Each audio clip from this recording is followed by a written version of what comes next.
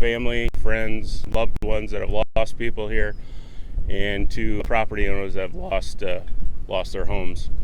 We did have 3 fatalities here last night. We had 12 people injured as well. We had 5 individuals transported to local hospitals. This is an active scene. We're still working with all our law enforcement partners. What I ask is that if you have a family member in the affected tornado area, that you contact Central Dispatch 911 or call them at 517-278-3091 and let us know so we can go search for those people. If they're unaccounted for. If they're unaccounted for.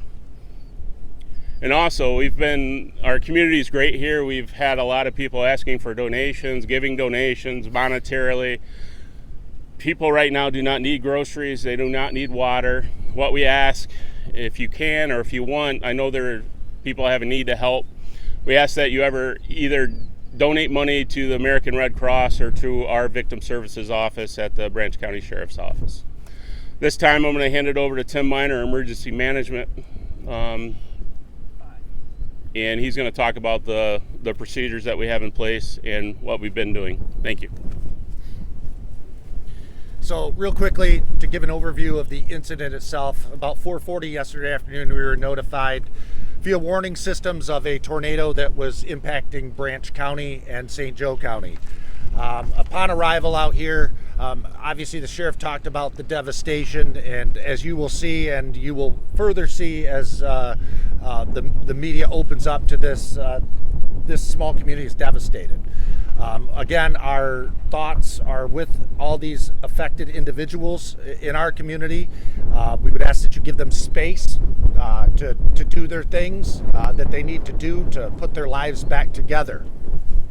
To give some operational perspective to it, we engaged search and rescue teams, both technical rescue, canine, live search, cadaver search, air assets, drone assets, multiple dive assets today, as this area is a lake and much of this property did go into the lake along with houses that are adjacent to the shoreline. We are still working to complete search grids. There is still hazards located within this environment. We are still working in a recovery operation. The rescue side operations has concluded at this point. We are working in a recovery mode. As we look at things moving forward, our goal is to get local residents with a verified address in as soon as possible so that they can assess their affected properties and begin to put their lives back together.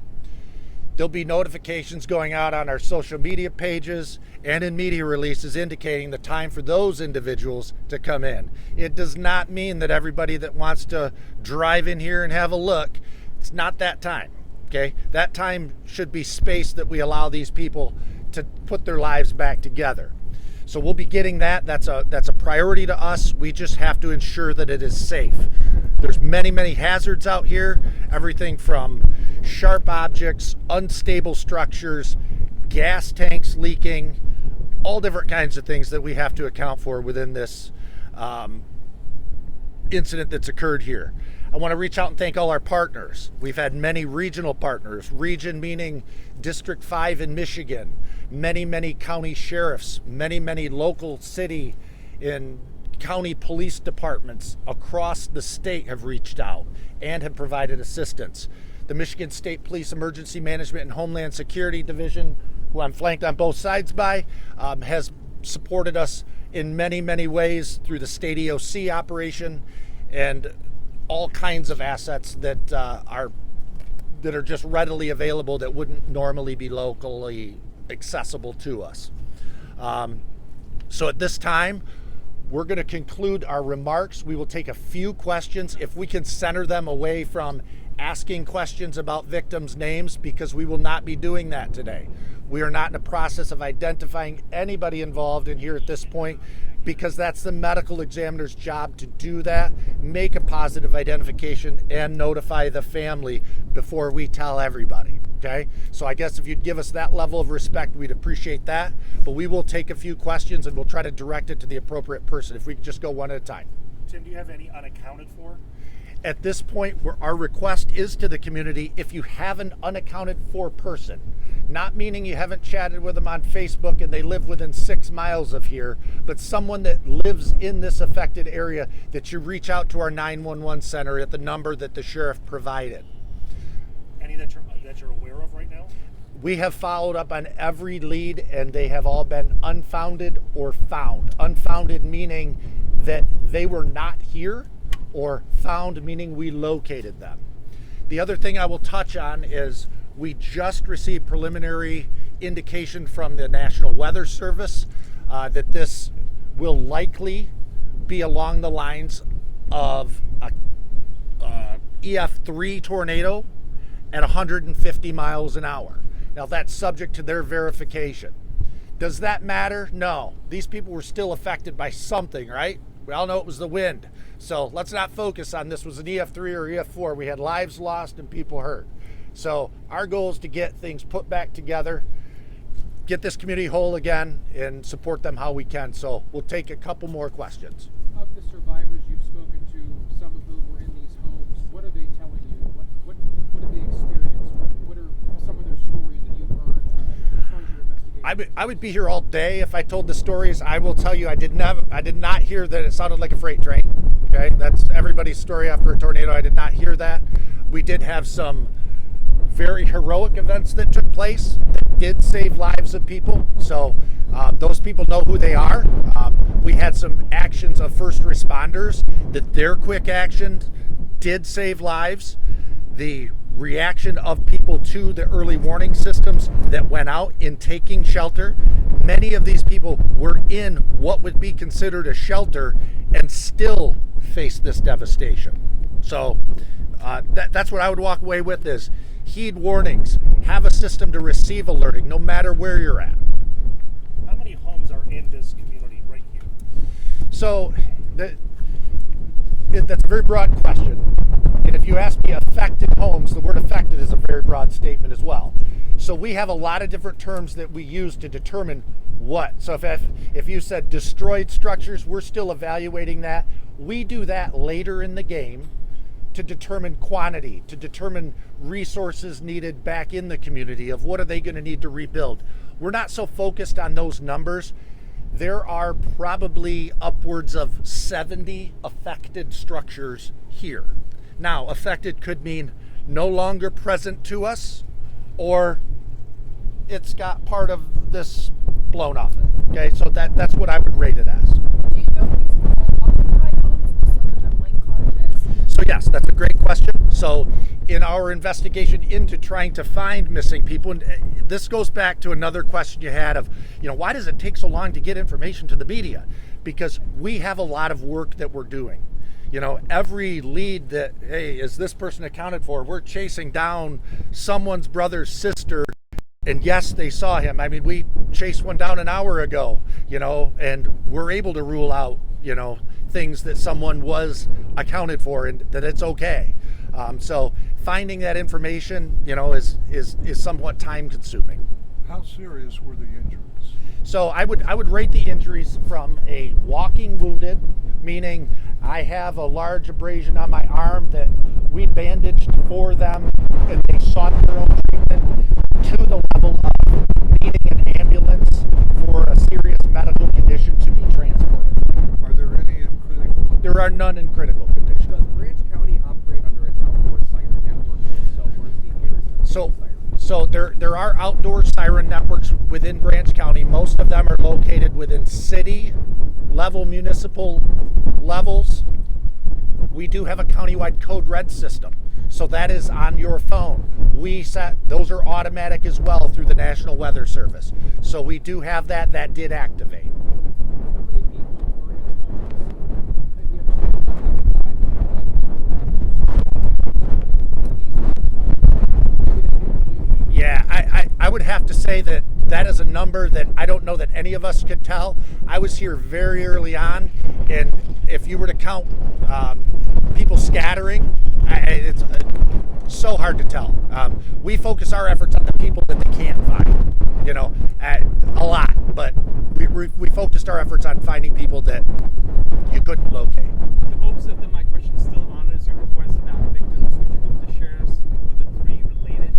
I'm not able to share that because there's no confirmations yet. So even if I was presumptive, it would be premature. Are you aware of any mobility issues that stop them from either evacuating or getting to a basement? I'm not. When did you all end rescue operations, and how long do you anticipate recovery operations will continue? So technical rescue operations ended last night. We had approximately 3 hours and 30 minutes of daylight with assets on the ground. Obviously, nightfall, hazardous scene. You'll see all these lights we have out. That's what we had to work under. We also had another storm come through. So we had responders out doing the jobs that they do in that. We had a shelter in place timing where we had to pull them all back because of sightings of funnel clouds to our north. We had to get them out. So we backed them all out, put them in safety, got them back out. The dogs also had issues when it became too windy and rainy at times that it's sending scents in different directions. So there was a time that we just had to stop because the environment was not conducive to us proceeding. We are currently in recovery operations that will continue till we have all of our verifications met. We hope to have that wrapped up into the night tonight. Thank you. Is this the first time the county is experiencing something like this? No. Would you No. consider this the worst? So far? This is the first time, this is not the first time that this specific township, 2 years ago, this same township, relatively close to here, had a similar event. So, no, this is nothing new. Anything done differently to be prepared this time? So you can only prepare for what you know is coming. In an all hazards approach, we have to prepare for all these things that could possibly occur in the world. Now, with hazardous weather being on our top of our list, yes, but what type of hazardous weather are we dealing with? Whether it's, flooding or, straight line wind events, large scale power outages or blizzards, we try to make an all hazards approach and prepare for them all and, do our best and figure out where the dice are going to fall and do what we can in each.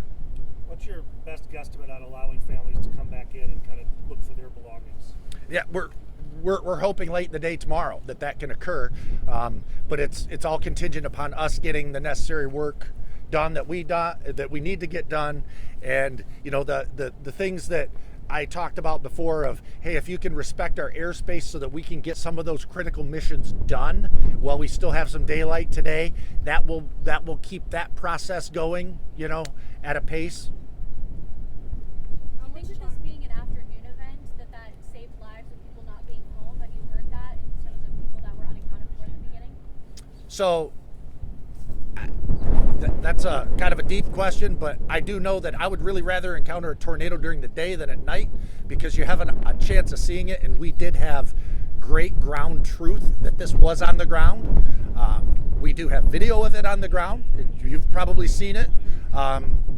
We knew it was on the ground. So a nighttime tornado, we wouldn't have known it was on the ground, and we would have been driving around going, where did it hit? So no, I think a lot of instances of people at work that would have been home, let's say, I don't know. yeah, kind of an unpredictable number. How much time did residents have to get the scene after receiving? So it depends on what their mode was. So in this specific area, you are in the west corner of the county. There is not a tornado siren. You probably, not with the wind how it is today, you would not hear the Union City sirens is a likely scenario. But if you have cell phone service, you would get the app notification from the National Weather Service. We have not looked at timings of warning. I know it was adequate because I was already moving towards here and had plenty of time and had to kind of dodge it on the ground. So that went out to everyone with a cell phone, not just a service you had to sign up for. No, it's you could sign up for it and not live here and get alerts for Branch County if you'd like. When do you anticipate your next briefing? So we will likely do it when there's an ask. You know, I don't know that there's much more unless you guys got more that to share. You know, from a standpoint of what we know so far, you know, what we're doing in the future plan has kind of been laid out. We're going to be in a recovery mode. So our goal today is we're going to kind of guide you back through and out, okay, so that you guys can kind of see the work ahead. But you got to understand that we not only have to deal with the emergency side of this, we have to deal with the debris. You know, we have to get things kind of put back together. Then all these property owners have to do the same thing, you know. So, you know, it's going to take time. It's going to take a long time. Are you all working with any national or federal law enforcement partners? So we don't have that need at this point. Okay. We have plenty of local and state assets that are at our disposal. There hasn't been a request for anything state or local that hasn't been, you know, just brought here or just sent. So no, there's no. So do you anticipate needing a FEMA declaration of emergency or no? Yeah. So I can talk a little bit about that. We did file a local state of emergency that was done that was drafted late last night. And it was executed this morning. We did make for a governor's request for declaration that was drafted and certified this morning, so that request is present.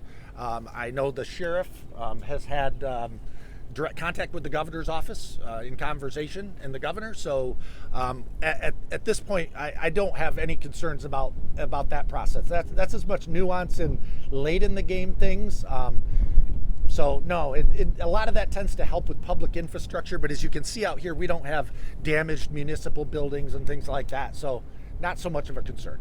When do you expect the victims to be identified? So that's on a timeline of the medical examiner's office. So I can't be predictive on, you know, how long it's going to take them to do the identification of the victims and, you know, seeing that it's got to be right. So, you know, we're ensuring that things are right that we put out, and we want to make sure that stays the case. Is the governor visiting? I don't know of anything like that. But.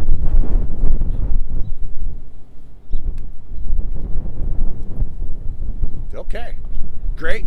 What we're going to do is we're going to have Sheriff and Lieutenant kind of take you guys, and we'll let you take some time to gather your cameras and get them shoulder mounted. We're gonna walk you down to another vantage point that's not so much a field behind me, okay, to give you perspective, so that you can kind of see, so that it might fend off your desire to throw your drone up and say, gosh, we got to see this. So we want to try to offer you something so that you go, hey, you know, you can see, so that, you know, it's already been on Facebook, you know, you've seen media, but we're happy to show you from a roadway vantage what that is. Okay, so if you want to gather your stuff, we're going to rally right around this gray car, and we'll kind of walk you up to an area, but we won't be taking any more questions at that point.